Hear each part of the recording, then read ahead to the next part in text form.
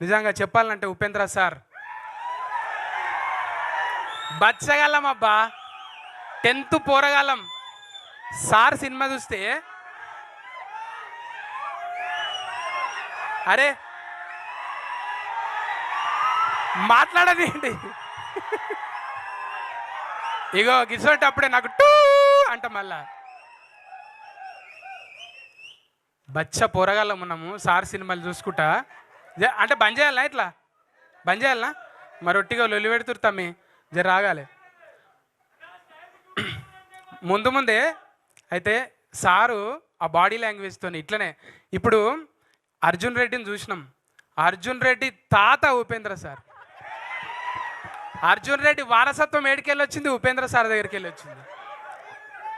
ఇవాళ social media ఎక్కువ అయ్యి అరే ఆమె తంటుర్రు, కానీ నిజంగా అప్పుడు సార్ సోషల్ మీడియాలో లేడు, ఓన్లీ టాకీస్లలోనే ఉన్నాడు. నిజంగా అట్లుంటే దాని తాత ఉండేదన్నమాట. ఆయన కూడా ఏం డైలాగ్, ఇప్పటిదాకా డైలాగులు కదా పాట పాడుతున్నా తమ్మి నేను.